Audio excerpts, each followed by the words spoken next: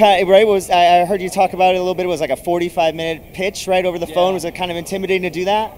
Well, it's not exactly how I like to pitch. It was just bad timing all the way around, and they got all the players together in Burbank, and I was still in San Francisco. So I'm doing it over the phone. So I got my headset on, and I'm, screaming and yelling and banging my fist because I have to take it that much further because it's just my voice. I am doing just a vocal performance.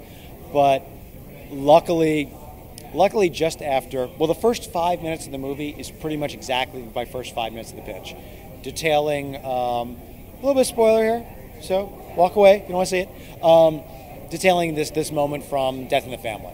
So it's the death of Jason Todd at the hands of Robin. And, and I found out later from Bruce, and he's talked about it a bunch, that this is sort of his biggest problem with this story. It's like, how do we get into Jason? Like, how do we get this whole backstory? How are you going to show that they die? And then when I gave it to him, it was like, because you tell it in 5 minutes and you just have Jason die. That's how you do it. And, when I finished that part of the pitch, he was looking to Alan Burnett and said, like, we got a movie. Got it. Let's do it. So that was the key, was finding out how to tie in Death for a Family for everyone. I mean, that's what movies are about half the time, is how do we get in there? It's this William Goldman thing that, get into the story as far and as deep as you can, as quickly as you can. And, in this case, you don't want to do all this backstory about Jason, the bad seed, and all this stuff. What's the most important thing about him for this story? He's dead.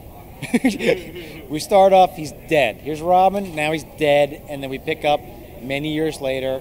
And, for those who know, not a big mystery who the Red Hood is, but it's not really, I don't think anybody involved in the movie ever thought like that's the great mystery. The journey is the destination. It's more about, how is this going to end and what is Jason's plan?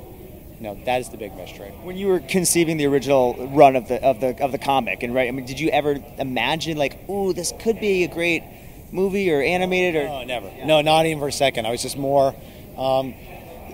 Those of us who do this, if you're trying to think about like this to make a great animated run, there is a very, very angry beast out there, which are our readers, who can smell it. You can't get caught napping and do something silly like no, let's make a great movie. Let me tie it up here, wrap it up here. No, this was a long serialized story that it was interwoven with this massive event we were doing and all this stuff. The only thing I knew for sure when I started was how it was going to end.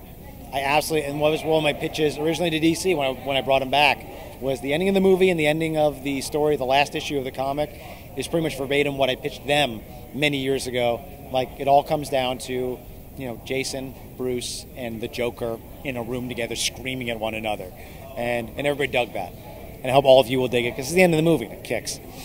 Is there any of your other DC work that you could see maybe eventually becoming a DC animated? Is there anything you'd like? And I won't tell you. Oh, come on. Things are being discussed, things are being kicked around, things are also being kicked around, and we'll see how this does. Okay. If this flops horribly, I think, everyone's going to be enormously crushed because we're all so pleased with it and it came out so strong. So we'll be scratching our heads as to what the hell to do. Then after that, there'll be these very light Batman the Musical Comedy animated features coming out after that, because we'll have to go in the opposite direction. But if it cooks, if it succeeds, then, I think we'll see a lot, more in this vein, in this style, and this sort of tone and tenor. Collaborating with Bruce Timm in DC World again on this would be something you like. Yeah, I hope so. I hope so. And I hope I continue in the trend for others. I think I'm the first comic writer who wrote the source material, also wrote the screenplay. I have an animation background, so it gives me an edge and whatnot, but I would hope to see more of our guys get to do that too.